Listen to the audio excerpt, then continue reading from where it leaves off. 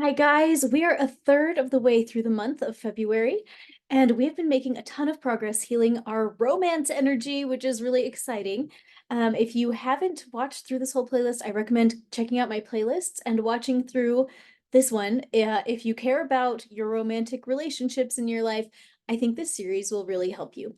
Today, we are working on the energy of lust, which I have as of me recording this, which I'm recording it a little in advance and then scheduling it out, I've yet to create a lust session, which I think is really important because I have a lot of clients who either struggle with pornography or who are married to people who struggle with pornography.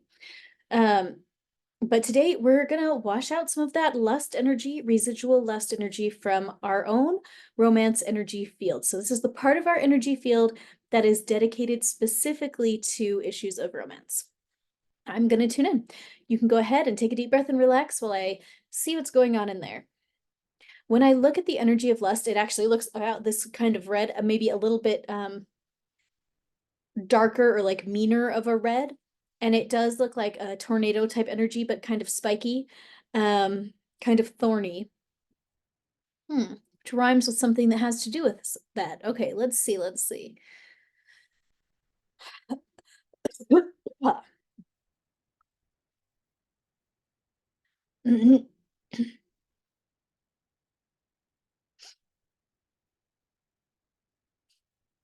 Okay, it doesn't want to clear yet, but I can't really see why. Every time I try and get a good look at it, it spins away from me, so I can't see the front of it. And when I'm asking, like, why are you doing that? It just says, I'm so ashamed. I'm so ashamed. I don't want you to see me. And this energy just says, it's like, I know that what I do is wrong. The energy says, I know that it's wrong to only value people for their bodies and not for who they are, but I've done that and I'm ashamed of it. And like, here I am, and I'm an energy here that I'm ashamed of being here and I don't know what to do about it. So we're going to send down a tube of light to everybody's body containing information on how to live without that energy of lust. We're going to clear out all the old lust energy that's ready to go.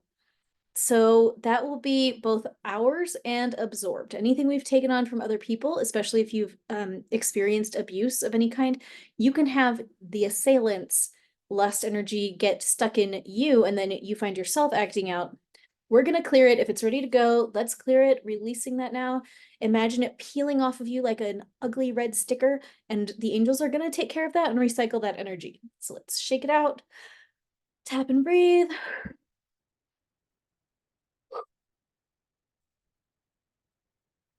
Oh, shifting that energy with our deep breaths, doing amazing.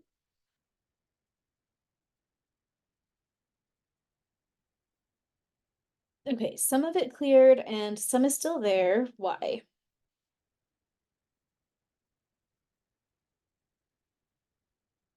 Okay, this is interesting. It says it's afraid to go, and it shows me how that lust energy is really like a shield against vulnerability. And okay, it's saying something like, if I care about what another person is feeling, then I'm gonna have to change my behaviors. And it's like, I'm not ready for that. I'm not ready for that. I'm only ready to use people, use and abuse people, and I'm not ready to be accountable for caring about their feelings, about their reality as human beings. Once I fully internalize that they are human beings with feelings like I have feelings, and instead of just bodies that I can use, like that's going to have to make me face a whole bunch of new realities. And this energy just says, I don't want to deal with that. So we're going to send a tube of light to that energy that's going to help it. It's going to help it process and shift out.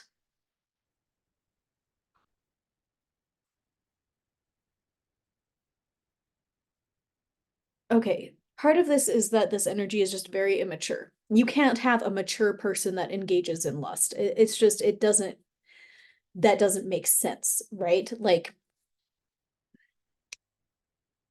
when we reach this point of spiritual maturity, we realize that the people that we would be lusting after are people, and that adds a different dimension to what is going on, right? And lust is like the one-dimensional version of sexuality, right? And that is not a healthy form of sexuality. And so we're just going to send down the blueprint on how to have healthy sexuality without lust. Go ahead and tap it in. I know how to have healthy sexuality without lust. It is possible to enjoy my sexuality without lust. I understand that every person has a spirit and emotions, and they are important to God and have eternal value, and there's no space for lust when I understand that. Okay, let's go ahead and tap that in.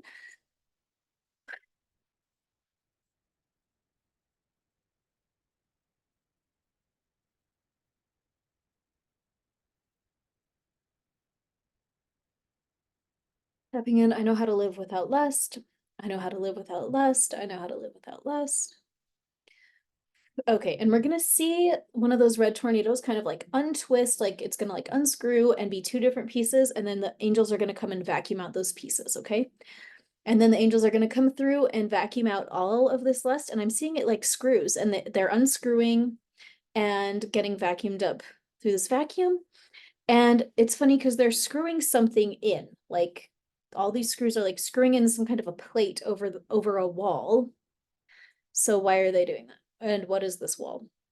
This wall is for men, it's in like the root chakra area. For women, it's in like the sacral chakra and area. Sacral chakra and sacral chakra area. Oh my gosh, come on, learn how to talk. Okay.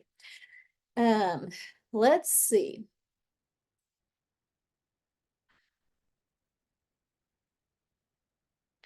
Okay, it's that plate is a so these screws of lust are holding in a plate of it's like blocking off a tunnel of like a connector between that chakra and the heart. That's what's going on. It's like I don't want my heart to get involved with my sexuality, and so I'm reducing other humans to animals or like just like objects that I can use. Like I have divorced my heart from my sexuality, and so once we remove the screws of lust and remove that plate, whew, it's going to open up that connection between the heart and those lower chakras that are involved in our sexuality. Okay. So we're opening that up, and I'm just going to flood a light through that connector piece and clean out all the gunk in there. And we're just going to have angels on the other end holding this trash bag to catch it all. If you are a survivor of sexual abuse, I have to recommend my sexual abuse session at allyduzetclasses.com. And of course, the healing from ritual abuse, which also deals with sexual abuse. Not all ritual abuse is sexual, but all sexual abuse is ritual abuse. Even if your abuser was not an occultist, it was still a form of ritual abuse because of the nature of that trauma. So those are the sessions that I'm going to recommend that you run over and do to help clear that energy out of your system.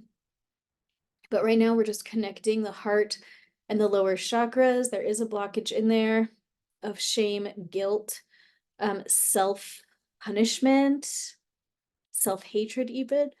Okay, let's shift that out. Clearing it out with some deep breaths.